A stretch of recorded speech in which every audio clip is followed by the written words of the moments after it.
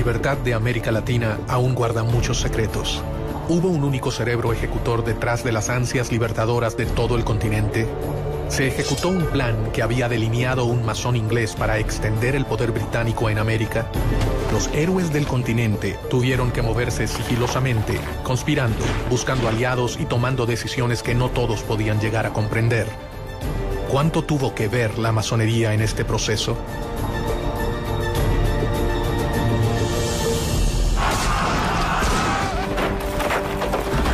Los máximos libertadores de América, Simón Bolívar y José de San Martín, se reunieron una vez en su vida, a solas, a puertas cerradas en la ciudad de Guayaquil.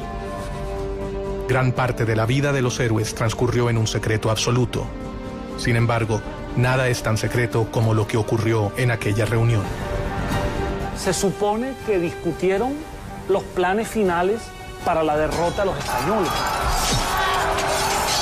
¿Cuál es la verdad sobre el rol de las sociedades secretas en la historia de la independencia de Latinoamérica? América no se hubiera independizado, sea la del norte, sea la central, sea la del sur, si la masonería no hubiera intervenido.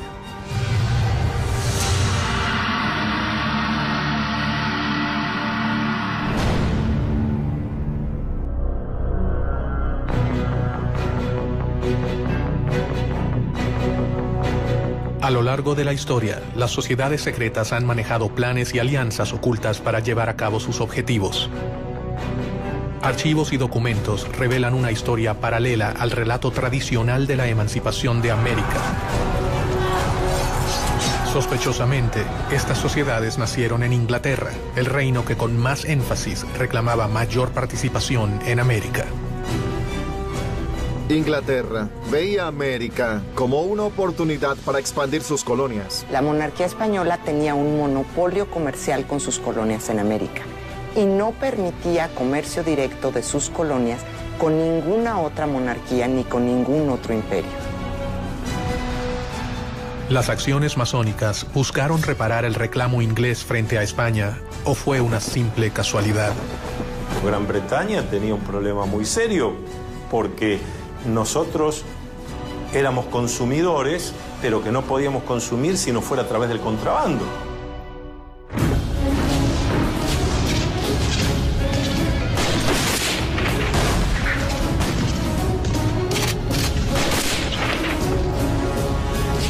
Después de las guerras napoleónicas, después de Waterloo, la economía inglesa está en una depresión y una recesión terrible, con altos niveles de desempleo, mucha disatisfacción, demostraciones populares, etc. Y la industria está como parada. Entonces, para Inglaterra, los puertos de las colonias españolas son extremadamente importantes.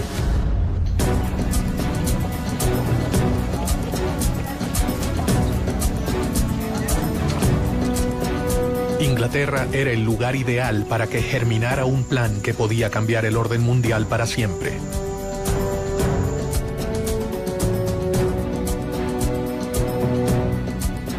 En este contexto, un venezolano conspiró contra el orden establecido: Francisco de Miranda. Miranda se va a convertir prácticamente en el americano más universal de su tiempo, en el criollo de mayor visión universal y de mayor preparación.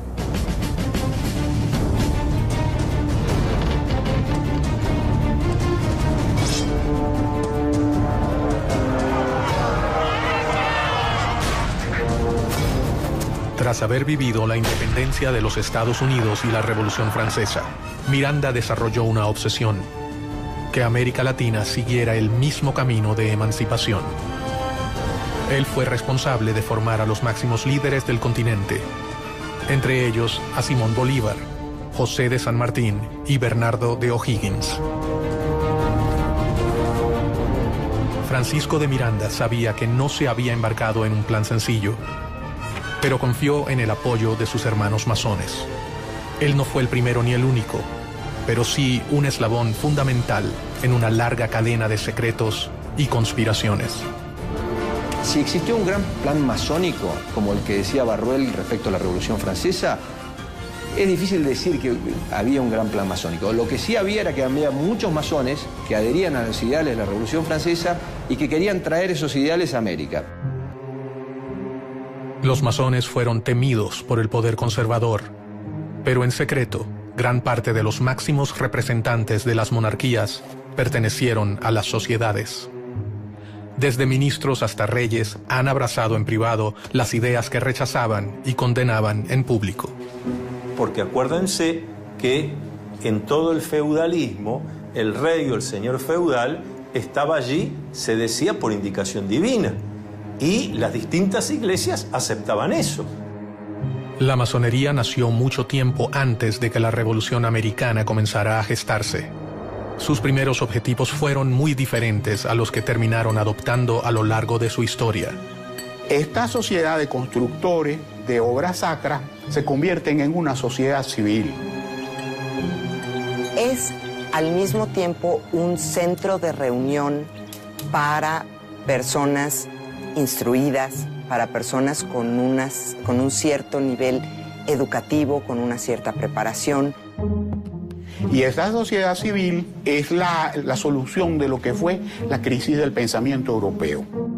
Es un espacio para el diálogo y para el cuestionamiento de elementos que hasta entonces habían sido pilares indiscutibles del orden político y social. Hacia fines del 1500, las sociedades masónicas eran una verdadera amenaza para los detentores del poder conservador. La iglesia, el ejército y las monarquías perseguían sin tregua a los librepensadores. Ellos representaban una gran preocupación para su poder. El valor más importante para defender que tiene un masón es la libertad. Entonces, todos aquellos regímenes dictatoriales, despóticos o dogmáticos han visto un peligro en la masonería.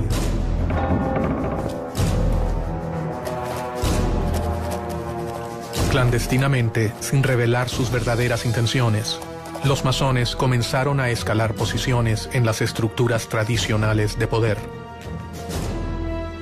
Los personajes políticos más importantes que se unen en la masonería lo hacen generando una especie de clientela política dentro de los masones y al mismo tiempo tratando de descubrir toda esta parte secreta, atractiva, interesante que proporciona la masonería. Fue en Inglaterra en donde las logias comenzaron a afianzarse en el poder, de la mano del rey Guillermo III. La masonería inglesa es una masonería simbólica, tiene solo 3 grados. Y los masones ingleses son hombres honorables, que no conspiran ni contra la religión ni contra el rey.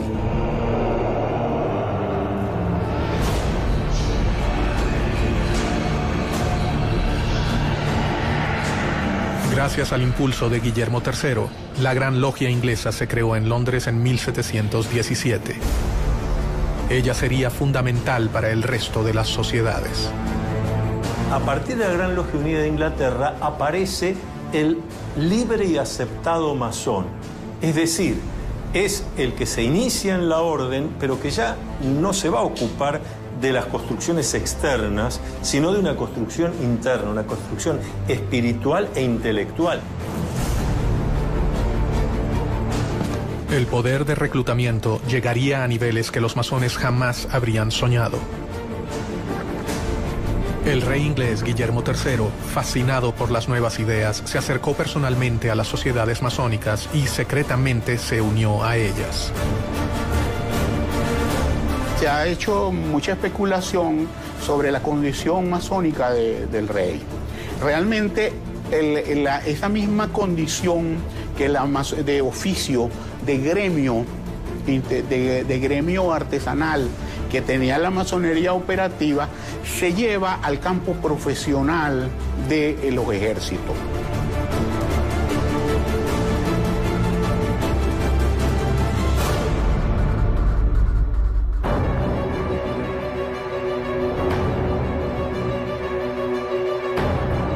El accionar del rey inglés traería nuevos aires para la masonería europea. Se fundan logias en países como Irlanda, Escocia, Francia y Alemania. En 1726, la Gran Logia Inglesa abrió una sucursal en Gibraltar y en 1728 en Madrid y en Portugal. y al año siguiente en París. Pero la fascinación por las nuevas ideas no quedaría relegada a la corona británica. Años antes del comienzo de las luchas libertadoras en América, un hombre en la corte de España leyó una realidad de una manera totalmente innovadora y comenzó a idear planes para cambiar al mundo. Pedro Pablo Abarca de Bolea, el conde de Aranda. El conde de Aranda resultó ser un personaje muy importante en la historia de las colonias españolas en las Américas. Permitió el funcionamiento y la organización de tanto ideas de la Ilustración como reformas administrativas y propició en algunos sentidos la formación de algunas burguesías en el ámbito de España. Hay quienes creen que el conde de Aranda alcanzó los más altos grados de la masonería europea y que llegó a ser uno de los hombres más poderosos por debajo del rey de España. Su influencia sobre el trono y su compromiso con sus ideas podían cambiar al reino español para siempre.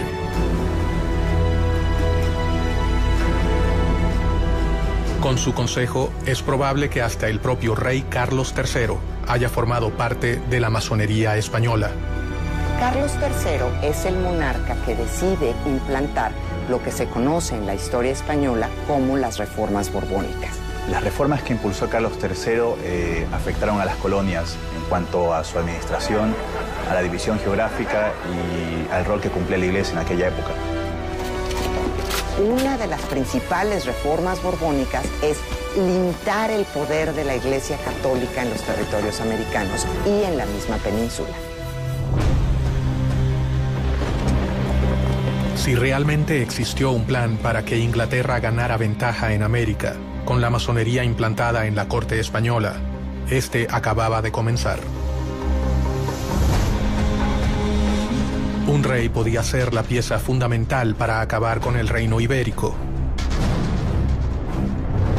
Estaban a punto de sembrarse las semillas de un plan que podía acabar con el imperio español en América.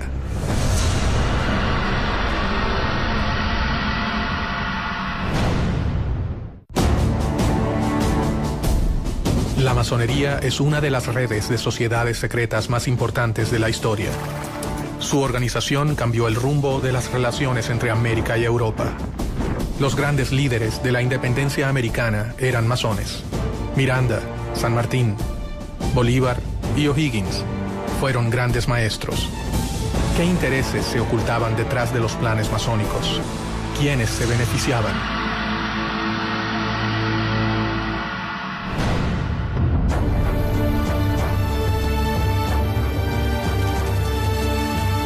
En las cortes europeas, para mediados del 1700, las ideas de libertad e igualdad habían ingresado gracias a los sigilosos planes de las sociedades secretas. Y sus miembros debían moverse con mucho cuidado para sobrevivir. Habían sido víctimas de crueles persecuciones en Europa. La masonería ha sido objeto de persecuciones extraordinarias. Sin duda alguna, la forma logial de organizarse se presta para que este tipo de institución haya sido vista con recelo. Dentro del trono, el hombre de mayor confianza del rey Carlos III era masón. El conde de Aranda había logrado que sus ideas influenciaran a la corona, pero si era descubierto, perdería, además de sus cargos, su vida.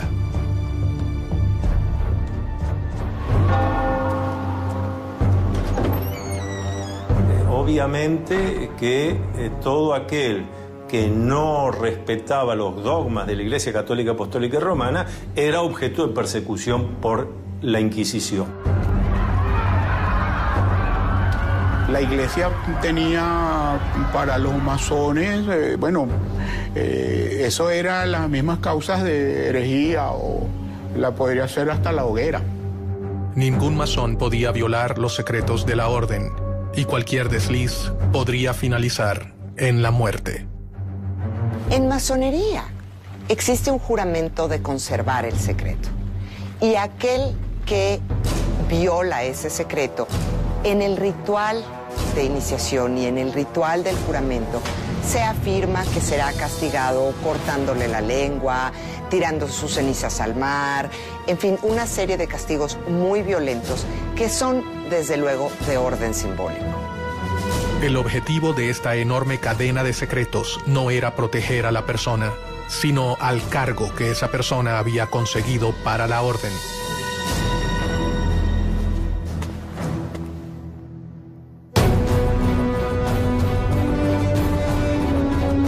Bajo un gran secreto, el conde comenzó una lucha contra los poderes tradicionales. Todo hombre de poder tiene sus enemigos y el conde de Aranda no era la excepción. Tenía tantos enemigos dentro de la corte como por ejemplo Manuel de Godoy, quien terminó ocupando su lugar, y enemigos obviamente en el exterior y dentro de la iglesia. En medio de aquellos cambios, comenzó a firmar resoluciones que atacaban directamente a su enemigo más poderoso, la iglesia. Una de las principales reformas borbónicas es limitar el poder de la Iglesia Católica en los territorios americanos y en la misma península. Por consiguiente, el conde de Aranda y muchos otros miembros de la corte y el rey Carlos III deciden hacer una serie de reformas como expulsar a los jesuitas de España y expulsar a los jesuitas de los territorios americanos españoles, de las colonias españolas, para limitar el poder de la Iglesia Católica. América era un lugar lejano y complejo. Allí se mezclaban los poderes otorgados a los virreyes con el poder de la Iglesia y las fuerzas extranjeras que buscaban beneficiarse, y los poderes que diferentes órdenes religiosas habían instaurado en el nuevo continente, especialmente los jesuitas. Ellos habían fundado ciudades, misiones y universidades, un gran ejército que respondería ante la voz de los seguidores de San Ignacio de Loyola. Aranda era un tipo brillante y él sabía, estaba consciente de las dificultades que implicaba gobernar territorios tan vastos como eran los territorios americanos y tan diversos desde la península.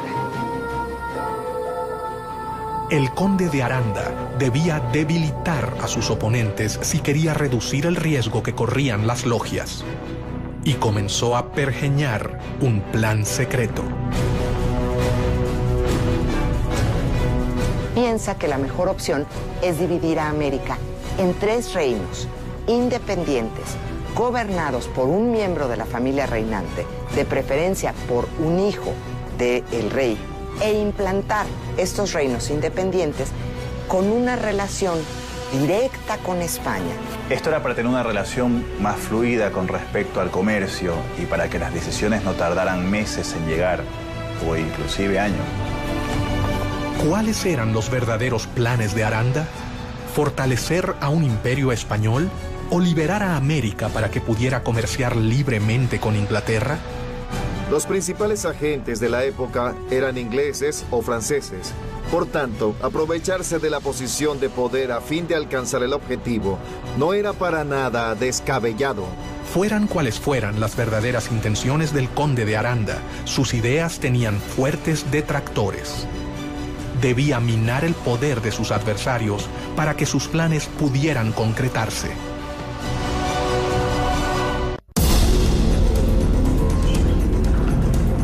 Los jesuitas habían creado una red de misiones y universidades en América que les confería un lugar privilegiado dentro del Nuevo Mundo. Los jesuitas, la Orden, la Compañía de Jesús, ha formado históricamente una organización dentro de la Iglesia Católica que se ha distinguido por algunos principios. Es una orden religiosa con una especie de estructura jerárquica militar.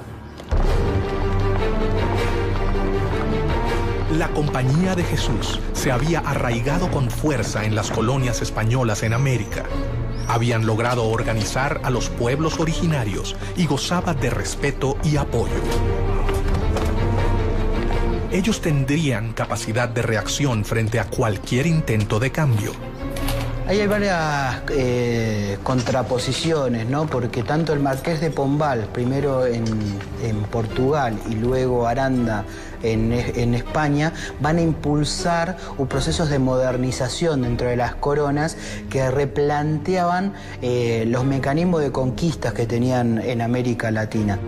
El conde de Aranda consideraba que los jesuitas jamás habrían aceptado sus propuestas sin pelear. Enfrentarse a su poderosa organización habría sido fatal, así que ideó un plan para lograr sus objetivos. Y esta fue una de las causas para que los criollos empezaran a sentirse violentados por la corona española, pues sintieron que no se respetaba el papel de una institución que para ellos había sido siempre tan importante como era la Compañía de Jesús.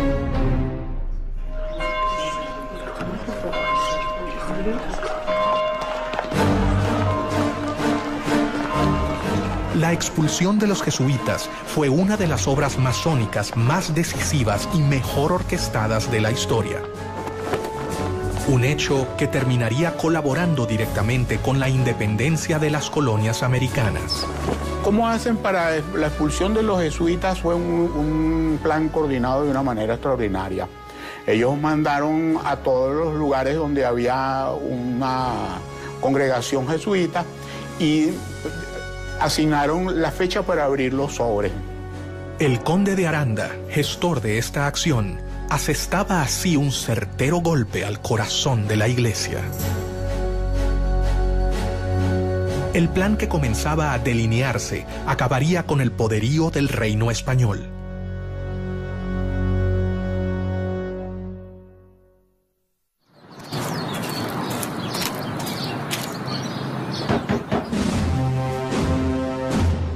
El decreto de Carlos III precisamente ordenaba que se abrieran los sobres ese día para que la operación no tuviera ningún tipo de resistencia. Al decreto de decir se abren los sobres, entonces esa era la gran noticia, y la gran noticia era que iban a ser expulsados de América todos los jesuitas. Pero en el momento que abrieron los sobres, esa fecha que se abrieron los sobres en toda América, en 24 horas estaban montados los jesuitas en los barcos y salían con destino al otro lado del Atlántico. Aranda había sentado las bases para terminar con las colonias españolas en América. Sin embargo, él nunca se imaginó que su plan se pudiera volver contra su propio reino. ¿O si lo sabía y todo fue un plan británico para poder obtener ventajas en las colonias americanas?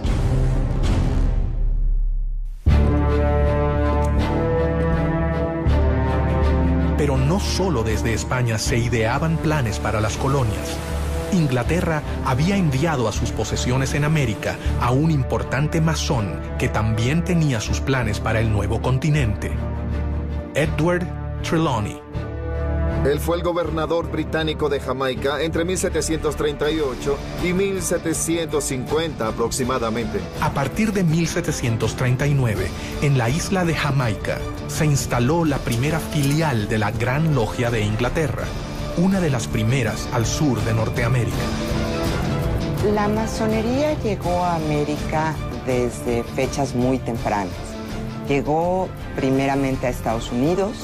En 730 la trajo Benjamin Franklin a las 13 colonias americanas y se extendió bastante en las colonias norteamericanas.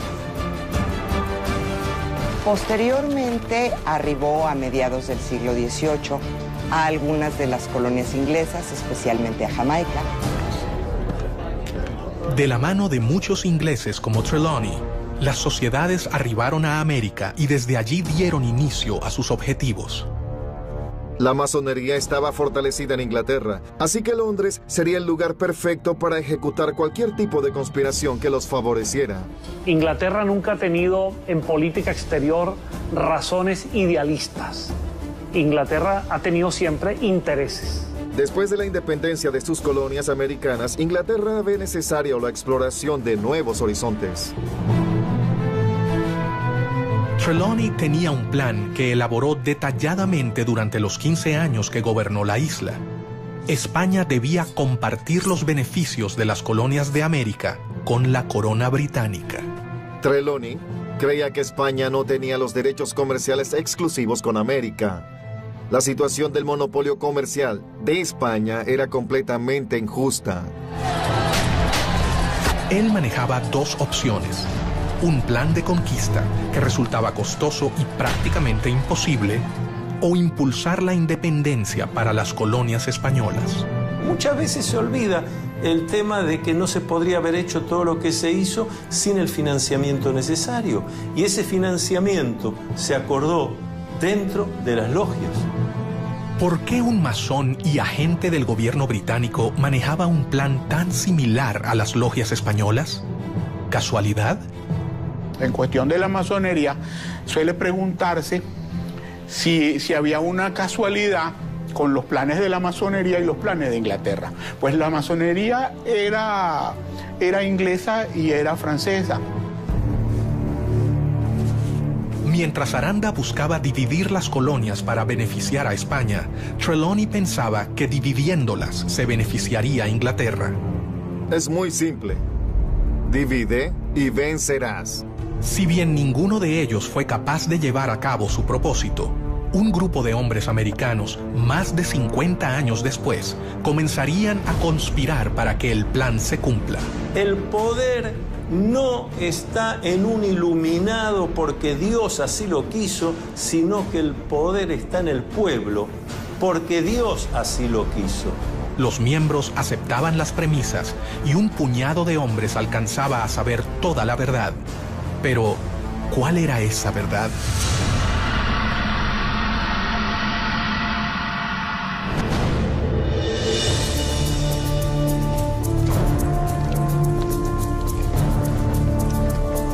Los librepensadores llevaban a cabo una batalla interminable y desigual con la Iglesia. Si bien ésta había llegado al continente para evangelizarlo, ciertamente no tenía el mismo poder represivo que en los países de origen. El despotismo ilustrado tenía un plan para elaborar su crecimiento comercial, su incorporación a lo que era la evolución hacia el capitalismo, y la Iglesia tenía sus planes a largo plazo.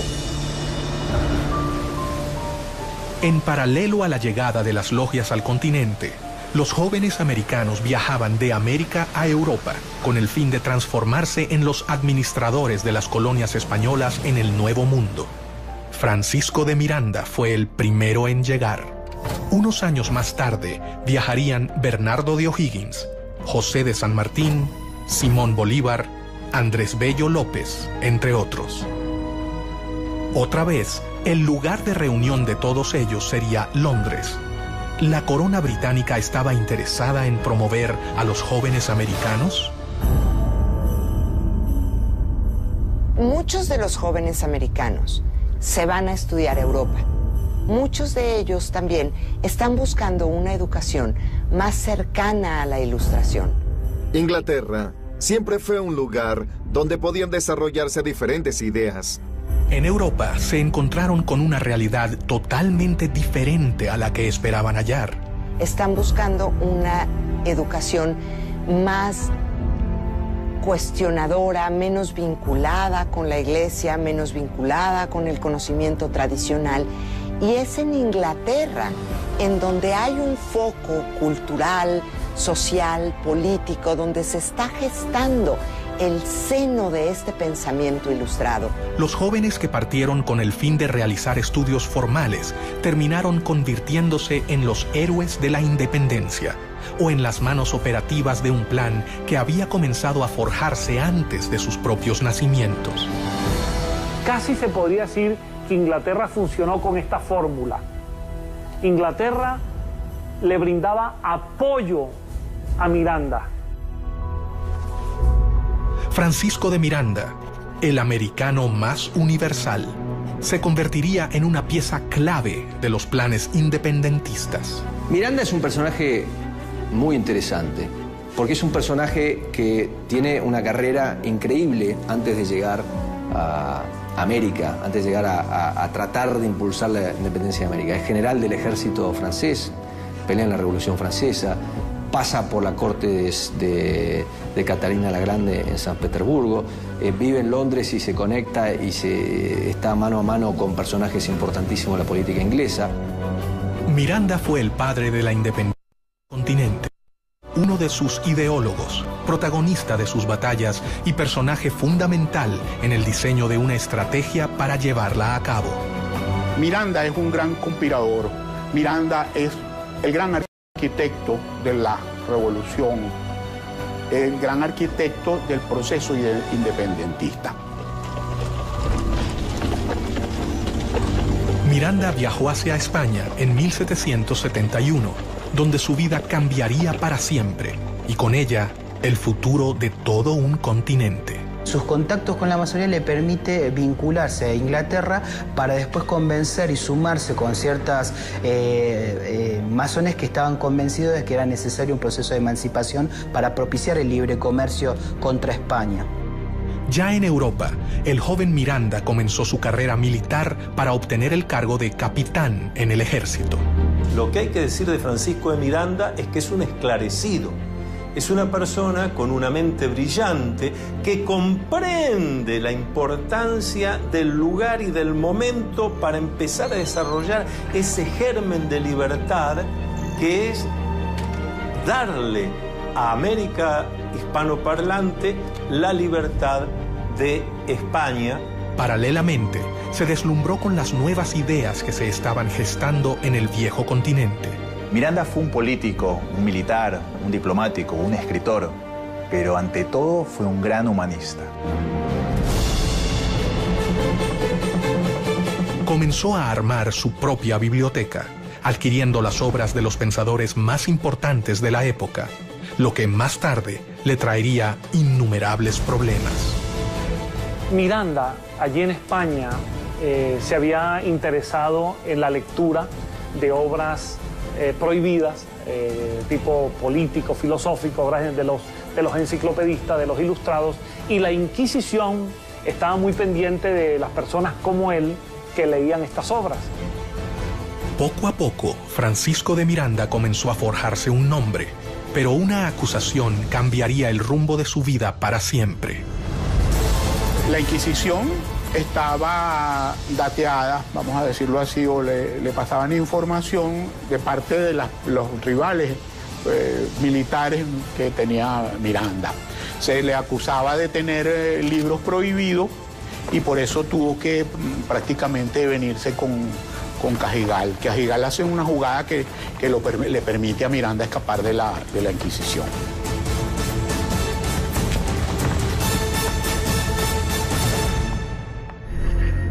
Y a partir de allí, Miranda es declarado prófugo de la justicia española, pasa a ser perseguido por España y obviamente, a medida que se van produciendo los acontecimientos, Miranda, cada vez la persecución de España es mayor. El 10 de julio de 1783 llega a los Estados Unidos. Ya se ha producido la declaración de la independencia, el hecho independentista de Estados Unidos, y Miranda se apasiona por ese proceso. Y Miranda va a viajar por distintas ciudades de los Estados Unidos, tratando de tomar contacto con esa realidad, con las causas que llevaron a la independencia, con la manera como los Estados Unidos de América se ha independizado de Inglaterra y sobre todo toma contacto con los ideales de los independentistas norteamericanos. En Estados Unidos, Miranda terminaría de comprender qué debía hacer. Había llegado al país que acababa de independizarse y allí conoció a los grandes protagonistas de la independencia. Especialmente trabó relación con George Washington.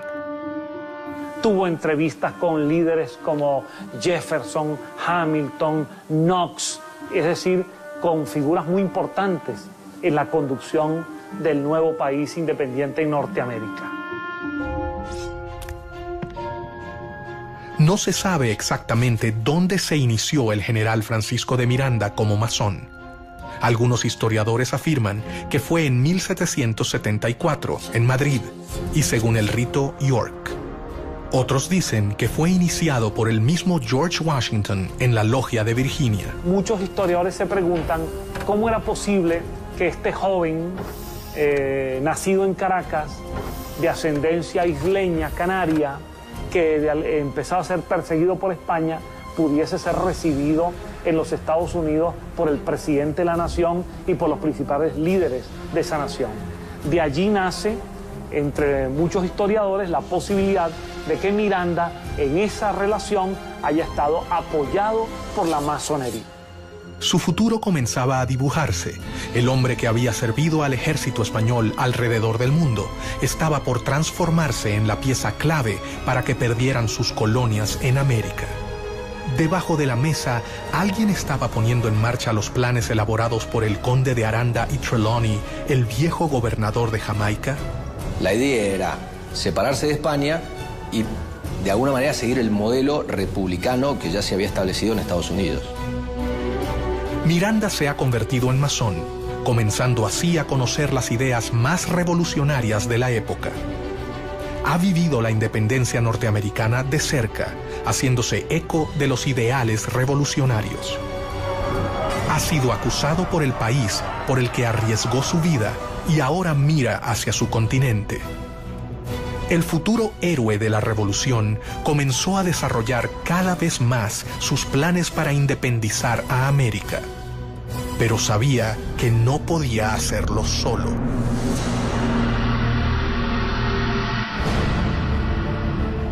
En su afán por independizar a América Latina de España, en diciembre de 1784, Miranda partió de Boston a Londres y de allí viajó por varios países de Europa. Su idea era conseguir el apoyo inglés para comenzar el proceso independentista de América Latina. En Londres, Miranda hallaría la tierra fértil que necesitaba para cumplir con su objetivo. Inglaterra había encontrado al hombre que finalmente los haría desembarcar en las colonias americanas. Miranda sí utilizó a Inglaterra, en el sentido de que Londres le sirvió de base de operaciones durante muchos años, en el sentido de que Pitt le dio algunos respaldos económicos indirectos, en el sentido de que hubo figuras del gobierno inglés que le apoyaron. Miranda decidió recorrer diferentes países europeos en búsqueda de apoyo para su plan. Y allí también, en las distintas logias europeas que Miranda visitó y en algunas de las cuales tuvo que estar bastante tiempo para convencer, para contestar preguntas, para ver cómo se podía hacer, para trabajar sobre mapas, etc. Allí también fue descubriendo quiénes eran los hermanos que tenía sentido que vinieran a América para ayudar, cuáles convenía que se quedaran allá y cuáles no se podía contar. En 1792 se encontraba en París, donde estaba en pleno desarrollo la Revolución Francesa. Sin dudarlo, Miranda decidió ponerse al servicio del gobierno revolucionario. Por segunda vez en su vida, se encontraba en contacto con ideales revolucionarios llevados a cabo por logias masónicas. Es que América dependía totalmente de lo que sucedía en Europa. América no tenía entidad política propia. América, para entender lo que pasaba en América, había que entender lo que pasaba en Europa. Y hasta 1815 Europa tiene una figura central que es Napoleón. Entonces, volviendo a la masonería, hay dos países donde la masonería tiene una importantísima influencia: Estados Unidos y Francia.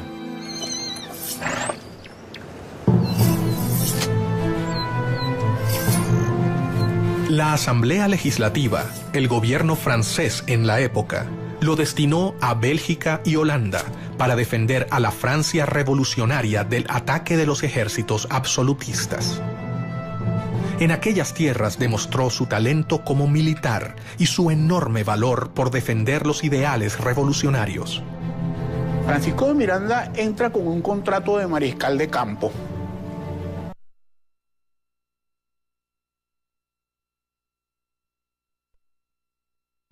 Parte activa en este proceso. Es muy interesante porque el sector al cual Miranda está vinculado es al de los girondinos, y en Caracas se le acusaba más tarde de jacobino.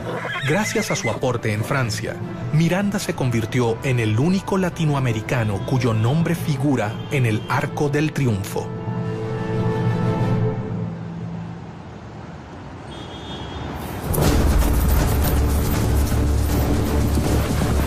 Miranda era un enemigo de España. Londres era su aliada.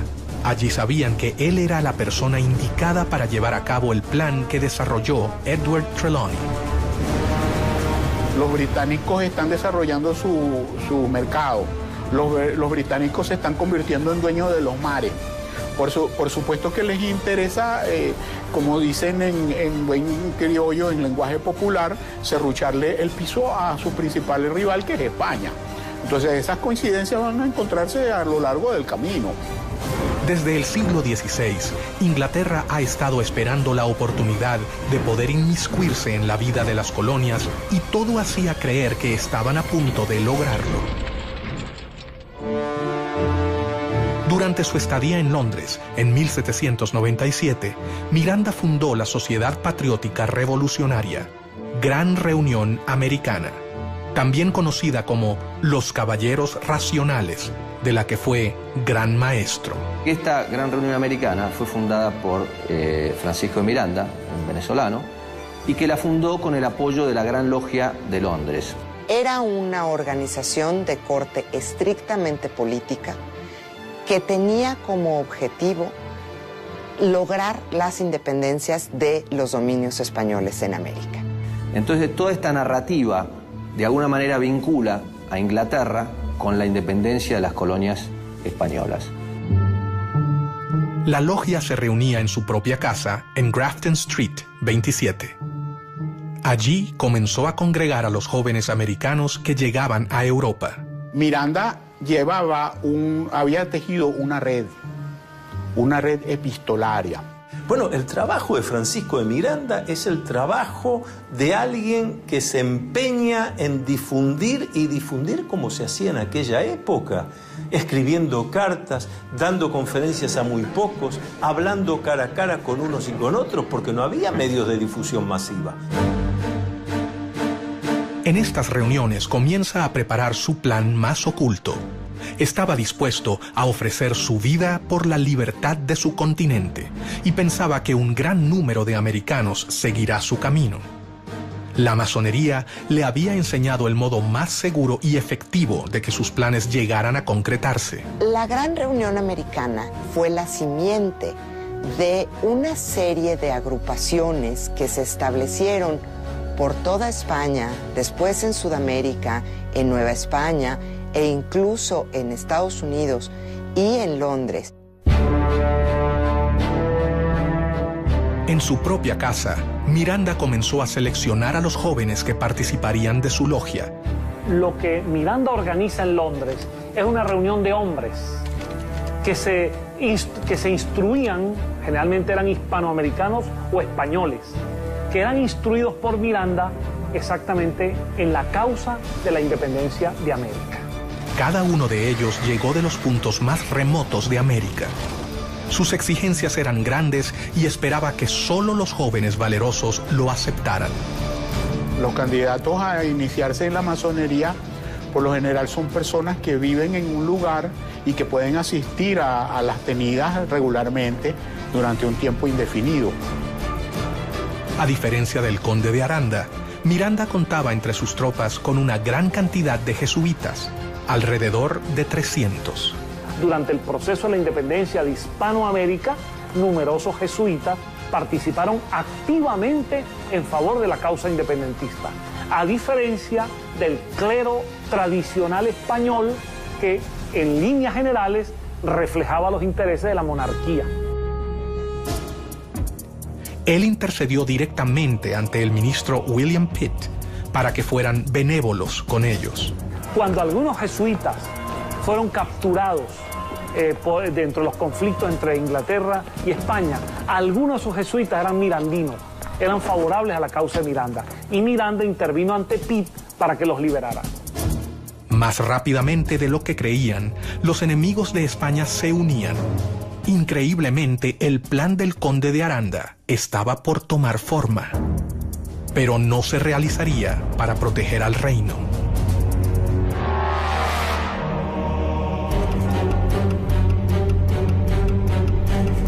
Francisco de Miranda sabía que la elección de los postulantes sería determinante para sus planes.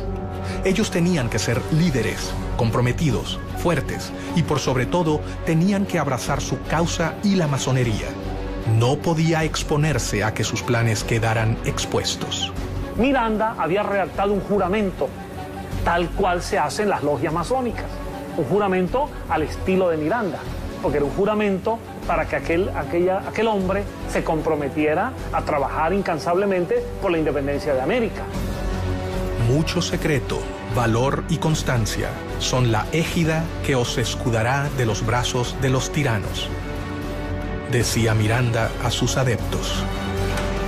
No ha podido establecerse la fecha ni el lugar en los que Miranda se inició en la masonería, aunque no existen dudas de su condición de masón. Formaba parte así de logias internacionales. Su actuación dentro de las logias, su decisión de crearlas, se debía a un plan superior digitado por la Gran Logia Inglesa. ¿A quién respondía Miranda?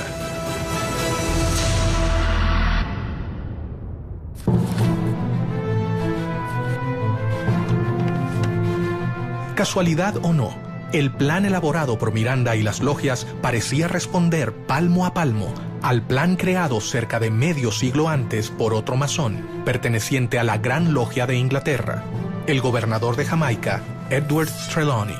Si bien se parecen en cuanto al rol del comercio en América y en cuanto a quién sería el más beneficiado, divergen con respecto a su finalidad. A diferencia de Trelawney y del conde de Aranda, Miranda puso en práctica lo que otros solo habían pensado. Es una época en la que se está dando una transición de un mundo constituido por instituciones, de una sociedad corporativa a una sociedad más individual.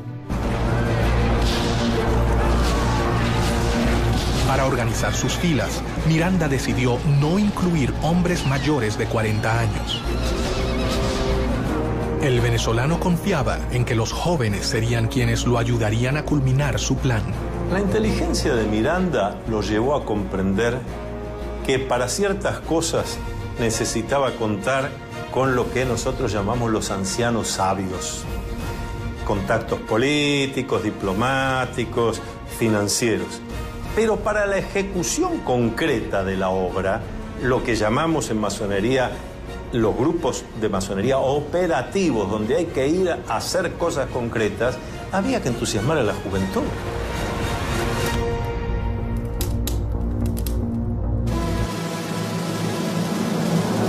Poco a poco, un plan se hacía evidente. Los intentos de Inglaterra por invadir las colonias americanas fallaban. Solo quedaba la oportunidad de la conspiración a través de las logias conformadas por los mismos americanos. Recordemos que al mismo tiempo, Inglaterra siempre estaba intentando cualquier tipo de invasión de las colonias americanas. E Inglaterra poco a poco intentaba sustraer algunos territorios dentro de esa vasta expansión continental que era Hispanoamérica. Era como una obsesión de adueñarse de nuevas tierras. Las diferentes logias mirandistas que se habían creado en Europa comenzaron a trabajar en pos de la emancipación de América. La logia más decisiva en la liberación del continente fue la logia Lautaro. Las logias Lautaro empiezan con una logia madre establecida en Sudamérica. Se considera, pero no hay certeza, que quien establece esta logia madre fue José de San Martín. Se nos ha preguntado muchas veces sobre si esas logias funcionaban igual que cualquier otra logia masónica. Sí en cuanto a los rituales, sí en cuanto a que tenían palabras, toques, secretos para identificarse, pero exclusivamente dedicadas al análisis de cómo se iba a conseguir la independencia de la corona española. Bernardo de O'Higgins y José de San Martín, sin dudas, fueron los dos hombres fundamentales para el funcionamiento de la logia. Para afiliarse a Lautaro, había que ser americano y jurar luchar por la independencia. Su lema era unión, fuerza y virtud, y en las comunicaciones usaban el símbolo masónico OO. Y sigue la misma estructura de los caballeros racionales, copiando la estructura masónica, con miembros que eran masones, como Carlos Alvear, y que establecen una logia principal que se convierte en la Gran Logia. Miranda se había asegurado de reclutar a los jóvenes americanos más prominentes que se encontraban en Europa. El sistema masónico aseguraba protección, anonimato y sobre todo la posibilidad de complotar en las sombras contra el poder establecido.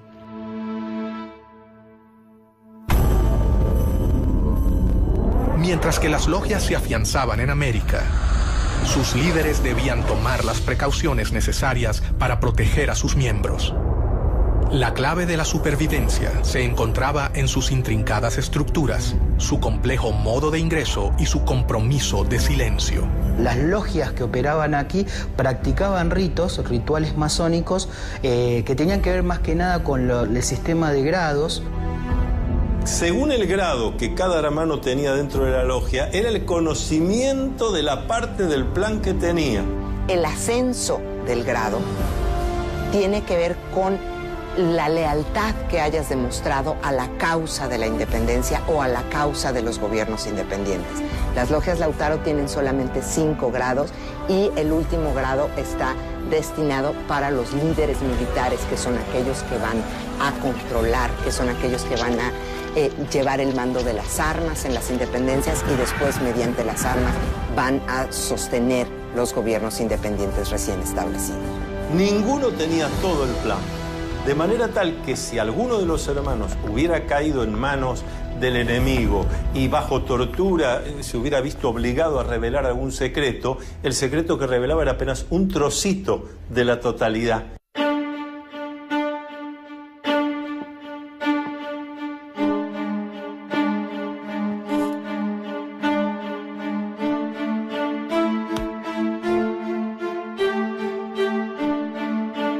La iniciación es una serie de situaciones que va a atravesar el candidato, donde se va a enfrentar con cosas que le dan miedo, porque el miedo está para ser enfrentado. La ceremonia variaba según la logia, y esta se podría realizar en diferentes lugares, como por ejemplo recámaras, sótanos e inclusive cuartos oscuros, donde se realizaba la iniciación. Entonces siempre está acompañado por un hermano que en masonería llamamos el hermano experto. Es el que lo acompaña, no hace el trabajo por el candidato lo tendrá que hacer, enfrentar sus miedos, sus dudas, pero va a estar bien acompañado, está desde el principio entre amigos, está bien cuidado.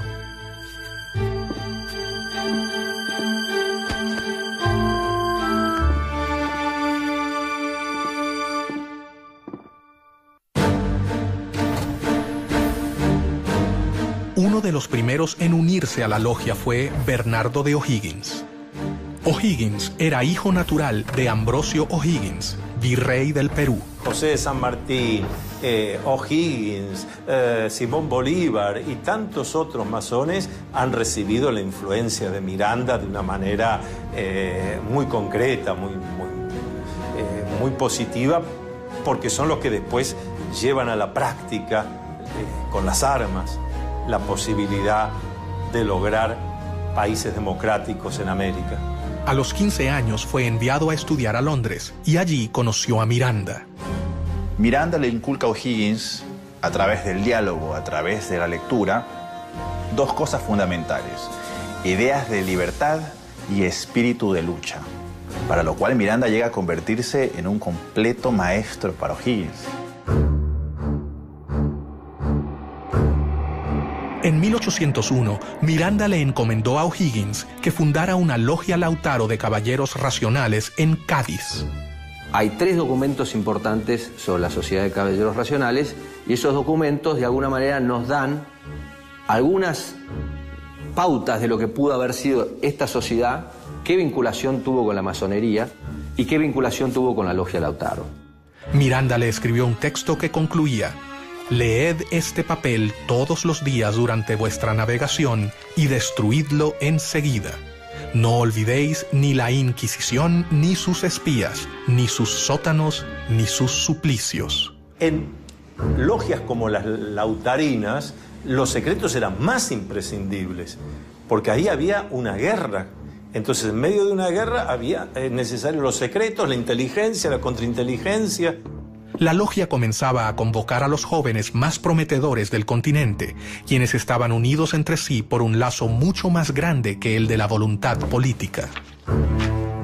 Ellos compartían todo un sistema secreto de fraternidad y solidaridad que habían comenzado a completar con un solo objetivo: terminar el dominio español en el continente.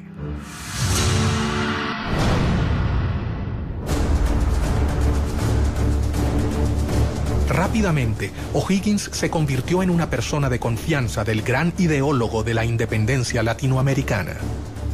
En una de las tertulias que solían compartir, Bernardo le narró la historia del cacique Lautaro. Miranda, inspirado en su vida, bautizó así su logia. Lautaro, en homenaje a un cacique de un pueblo originario de nombre Lautaro, que había combatido y había muerto peleando contra el ejército español del rey. Entre los amigos de Miranda se encontraba su compatriota Juan Bolívar, el padre de Don Simón, a quien conocería en el primer viaje que éste realizó a Europa. Una relación compleja, no una relación fácil. Vamos a ubicarnos históricamente.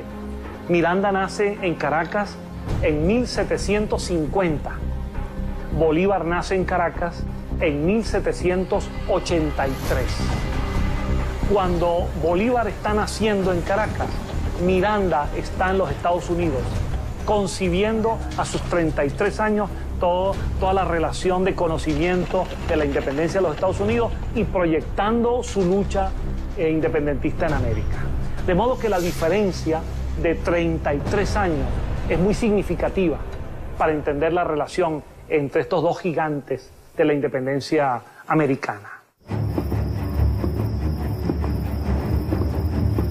Bolívar llegó a Cádiz en 1803 y rápidamente fue admitido en la sucursal de la Gran Logia Americana, la Sociedad de Caballeros Racionales. Mientras que sus seguidores comenzaban a prepararse en Europa, Miranda decidió intentar realizar la primera revolución. El objetivo sería su país natal, Venezuela.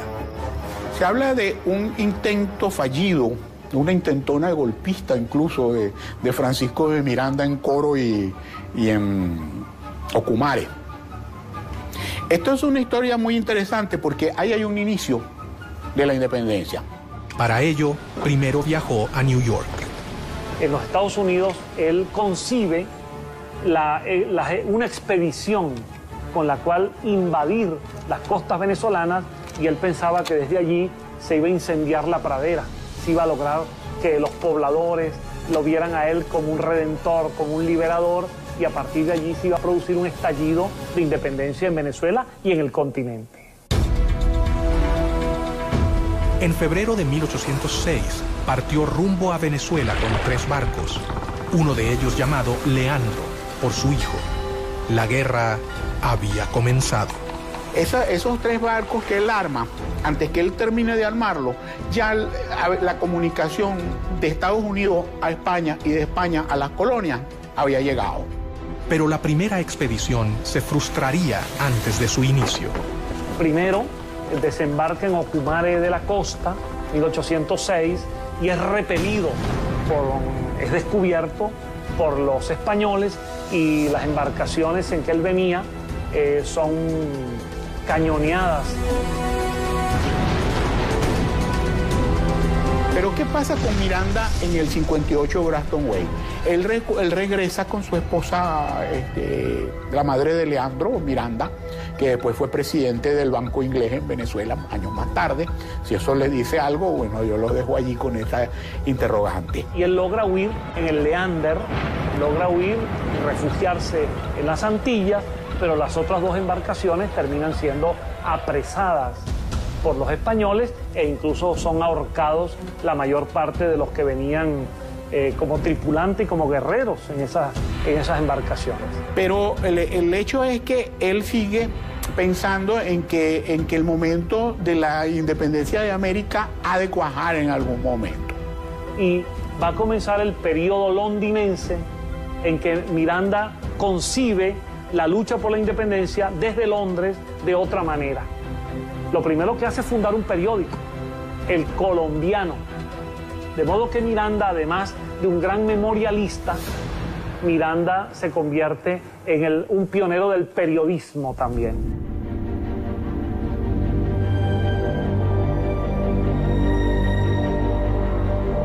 En 1806, Bolívar recibió el grado tercero, o maestro, en la logia simbólica London número 5 de Inglaterra. En 1810, en Londres, Miranda le confirió el supremo grado de iniciación en la Gran Logia Americana y juntos fundaron la Logia Protectora de las Virtudes número 1 en el oriente de Barcelona, Venezuela.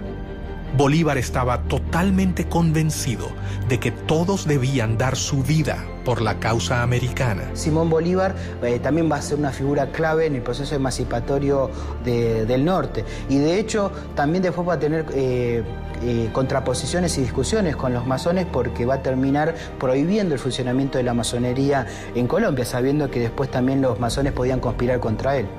Convencido de sus planes de liberación del continente y de que el complot secreto era la mejor manera de lograrlo, Miranda continuó reclutando miembros para su causa.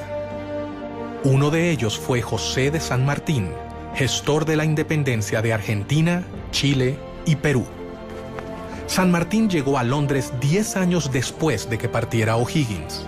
Algunos historiadores señalan que el paso de San Martín por Inglaterra es muy significativo, porque es precisamente allí en donde él se reúne con intelectuales, con políticos, para discutir el tema de la independencia de las colonias.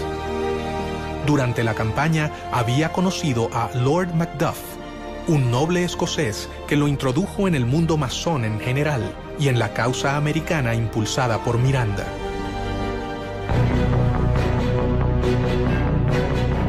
Fue allí donde San Martín hizo contacto por primera vez con círculos de liberales y revolucionarios que simpatizaban con la lucha por la independencia americana. Si San Martín fue un agente inglés, es una gran pregunta. A los pocos que han sostenido que es así, han sufrido la ira del dogma sanmartiniano. ¿Cómo poder decir semejante cosa? El centro de difusión y reclutamiento continuaba siendo Londres. Allí, según algunas fuentes, San Martín se reunió con sus compatriotas Alvear y Zapiola. ¿Por qué razón San Martín se incorpora a esta logia? Es otro de los grandes misterios. Se incorpora después de haber estado casi un año en los campamentos del ejército inglés en Portugal. ¿Cuánto sabía el reino inglés de lo que sucedía dentro de su territorio?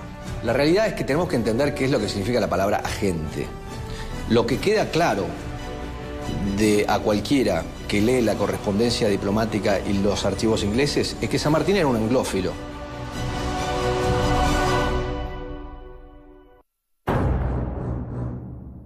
Miranda sabía que había logrado dar el primer paso. Las logias en Europa se fortalecieron y sus miembros estaban totalmente convencidos de la necesidad de la independencia. El siguiente paso era mucho más arriesgado. Se debían fundar filiales en el continente americano. Se establece una gran logia principal que se considera la logia madre y después se van estableciendo logias y grandes logias por todos los territorios sudamericanos y se vuelve la estructura en la que se apoyan estos líderes para atraer partidarios, para agrupar en esas logias a todos los que están buscando las independencias hispanoamericanas y una vez que se consiguen, para endoctrinar en los nuevos principios republicanos, liberales, a los que van a ser los líderes, los directores, los gobernadores de los nuevos países hispanoamericanos que se establecerán inmediatamente después de la consecución de las independencias. Miranda había logrado reclutar a los hombres más prometedores. Su plan estaba en marcha, pero el poder de España era superior a la resistencia que podían brindarle los futuros ejércitos revolucionarios. La realidad es que era una conspiración lo que querían los caballeros racionales, porque de alguna manera estaban conspirando contra el rey de España, porque querían implantar en América la independencia y la Constitución. Y eso era anatema para el sistema monárquico. Los viajes de formación de los jóvenes latinoamericanos en Europa tocaban su fin. Tras haber concluido sus estudios militares y haberse formado en las ideas del humanismo, los futuros administradores de las colonias volvían a sus hogares, pero no regresaban con la idea de mantener la administración colonial. Ellos regresaban con un nuevo objetivo: liberar a sus tierras de España. Miranda lo había logrado. Una compleja red de sociedades se había formado a lo largo de todo el continente. La independencia latinoamericana estaba en camino.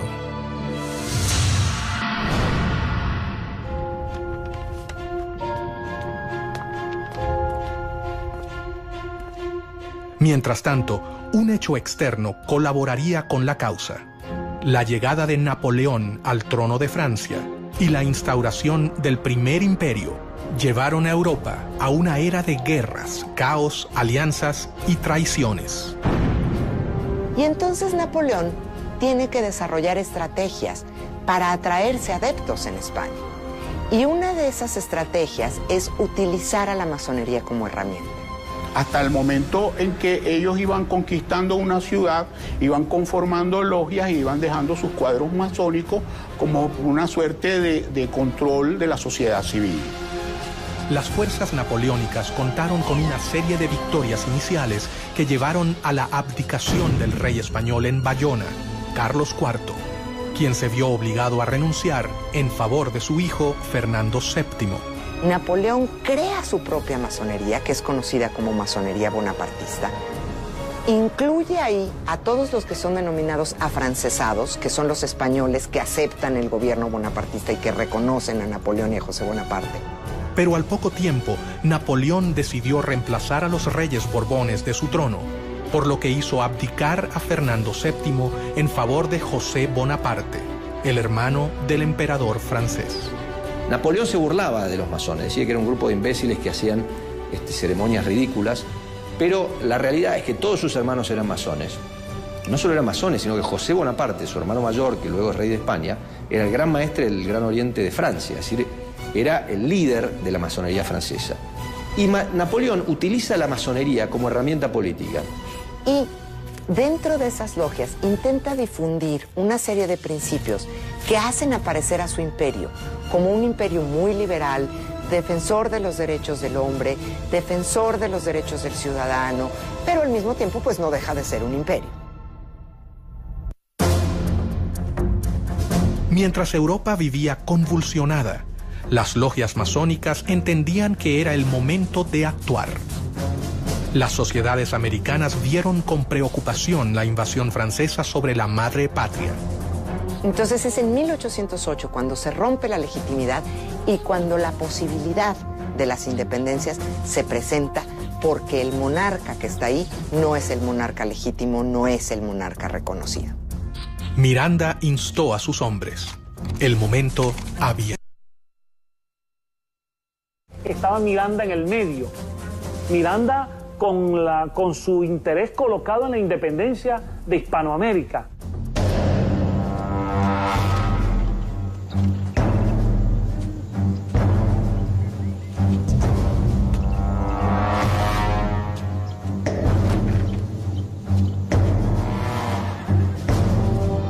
La primera logia masónica mexicana se creó en 1804, a principios de la lucha por la independencia en Ciudad de México, en la calle de las Ratas, número 8.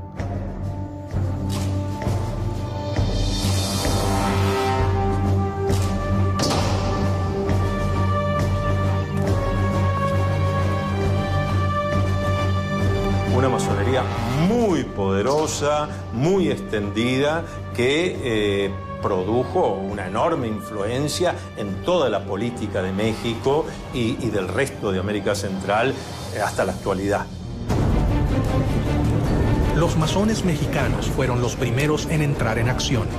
En 1810, Querétaro era el principal centro de la conspiración para llevar a cabo la independencia política del país.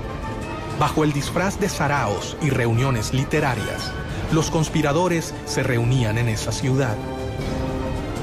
A estas reuniones auspiciadas por la corregidora Josefa Ortiz de Domínguez, concurrían distinguidos queretanos, así como los capitanes Ignacio Allende, Juan Aldama y los hermanos Epigmenio y Emeterio González. También asistía a ellas secretamente el cura de la parroquia de Dolores, Miguel Hidalgo y Costilla. Cuando ya se había fijado la fecha para el levantamiento, varias denuncias pusieron sobre aviso a las autoridades españolas y éstas procedieron rápidamente a sofocar el movimiento, cayendo sobre las casas de los conspiradores para encarcelarlos. Sin embargo, no pudieron contra ellos y el 16 de septiembre fue declarada la Independencia Nacional de México.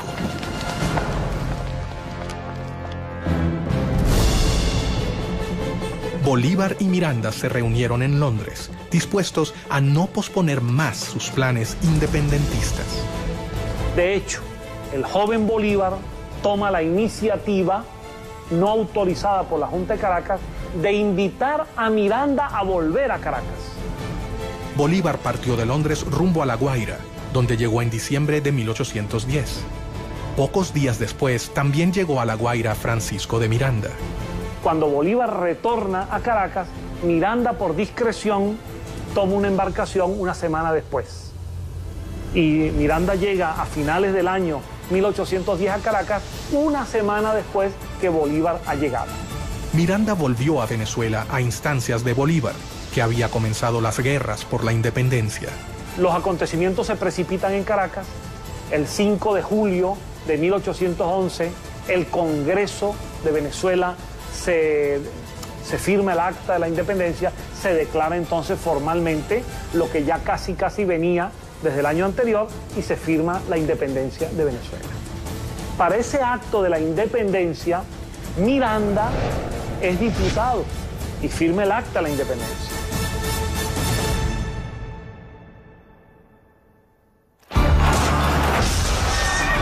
Miranda fue nombrado generalísimo del ejército venezolano, pero tras una serie de reveses militares, tuvo que capitular. Una de las causas que han forzado a Miranda a capitular es la pérdida de Puerto Cabello, que era la primera plaza militar de Venezuela. ¿Y quién estaba al frente de la plaza de Puerto Cabello? El coronel Simón Bolívar. Miranda y otros 400 patriotas a los que al capitular se les había prometido la posibilidad de exiliarse, fueron apresados. Fue tomado prisionero por un grupo de oficiales venezolanos, entre ellos Simón Bolívar. Y cuando ve a Bolívar, a Miguel Peña y a otros más que lo estaban deteniendo, Miranda exclama en una de las frases que más ha marcado el destino venezolano, una frase dramática hasta el día de hoy. Miranda dice: bochinche, bochinche. Este pueblo lo único que sabe hacer es bochinche. Y finalmente Bolívar es un agente histórico de aquellos que lamentablemente intervinieron para que Miranda fuese detenido. En mi opinión, un verdadero lunar en la historia de Simón Bolívar, la detención.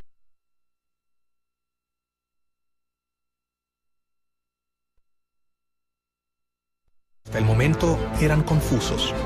El plan había sido preparado paciente y ordenadamente. Los masones no podían contar con un mejor contexto para ejecutar sus planes de independencia. América era un reguero de pólvora que quedaba a 10.000 kilómetros de la metrópoli que la dominaba desde hacía casi 3 siglos. De hecho, las logias masónicas permitieron resguardar este funcionamiento para permitir organizar y libertar a América dentro de un gobierno que era opresivo. Los masones habían cambiado definitivamente los libros y sus reuniones por las armas. Era el momento de la acción.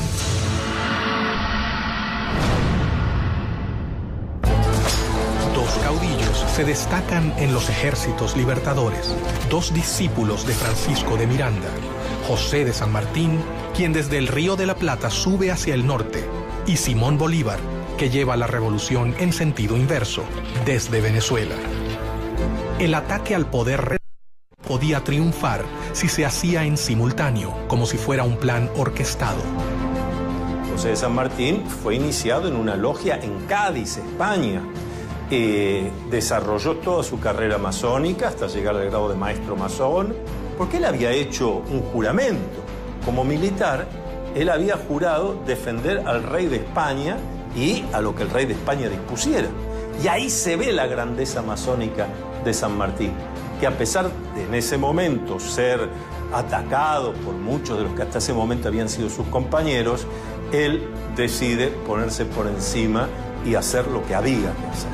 El cónsul norteamericano en Buenos Aires, a principios de 1819, dice claramente, hasta ahora, el principal aliado de Inglaterra en esta parte del mundo es San Martín. De hecho, hay cartas del cónsul inglés en Buenos Aires, Robert Staples, en el año 1817, en donde se reúne con San Martín y San Martín le dice que San Martín le pide que Inglaterra le haga llegar a él en privado sus puntos de vista de cómo tiene que seguir el tema de la revolución.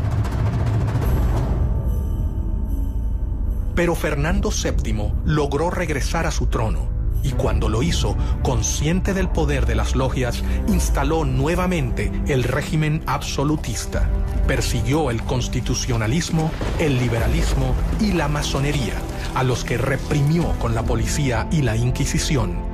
Pero la batalla estaba prácticamente perdida. Primero, cuando decían vamos a fernandear, en cierta medida lo que estaban diciendo es vamos a generar una monarquía constitucional, que en algunos casos era llegar a simplemente constituir un mecanismo de gobierno del pueblo, pero todavía respondiendo a un monarca o algunas organizaciones centrales. El proceso de independencia encontraba escollos. Las diferencias entre sus actores crecían. Todo parecía indicar que era más sencillo ponerse de acuerdo en liberar a América Latina de España que en sentar las bases de un nuevo tipo de sistema de gobierno.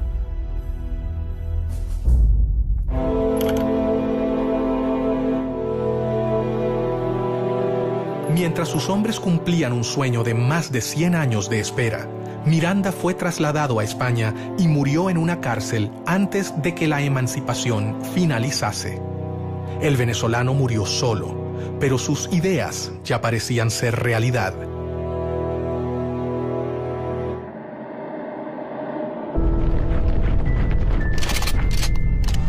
Los conflictos en Europa y España ocurrían tal y como lo había previsto Pedro Pablo, conde de Aranda, cuando sostuvo ante el rey Carlos III: jamás han podido conservarse por mucho tiempo posesiones tan vastas, colocadas a tan gran distancia de la metrópoli.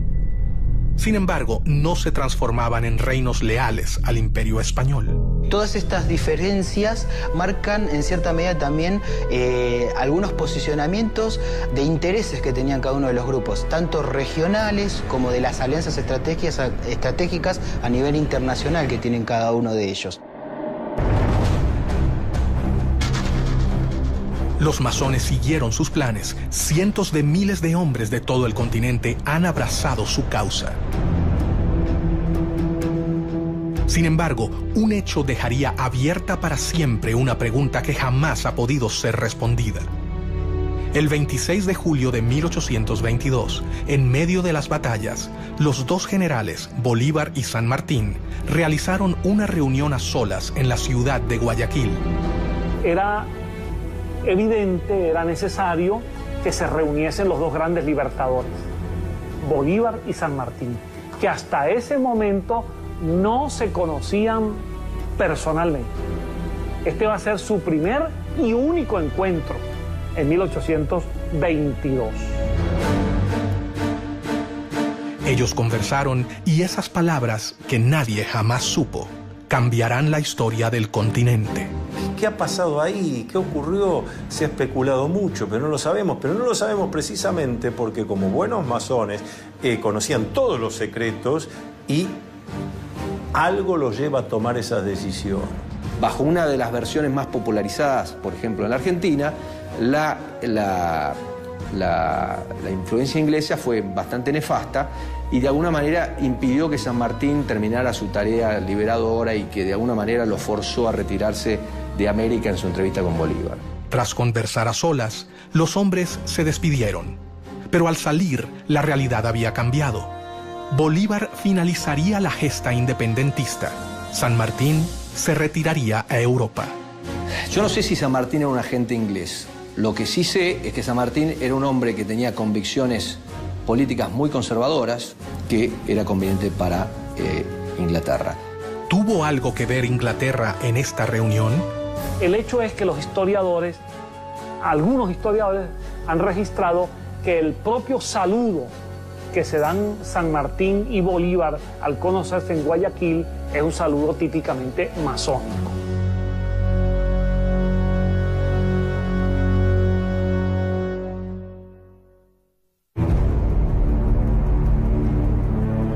Nunca se sabrá hasta dónde Inglaterra colaboró con la independencia de América, pero sí es un hecho que los héroes de la emancipación supieron cómo canalizar los conflictos políticos de la época utilizándolos a su favor.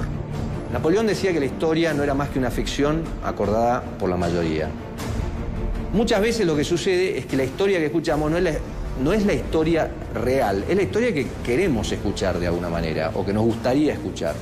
Entonces, con la masonería siempre hay un tema, porque en la explicación o en la versión oficial de la historia de la Gran Reunión Americana, inevitablemente se vincula la Gran Reunión Americana con Inglaterra y a Inglaterra, a su vez, con el proceso de la independencia. El plan de Trelawney, la recomendación del conde de Aranda y el sueño de Miranda lograba ser concretado por estos jóvenes que cumplieron con sus promesas hasta el final: liberar al continente americano. Yo te puedo decir que la independencia de toda América, América del Norte, América Central y América del Sur, es el resultado del trabajo de los masones en sus logias y de un plan masónico universal.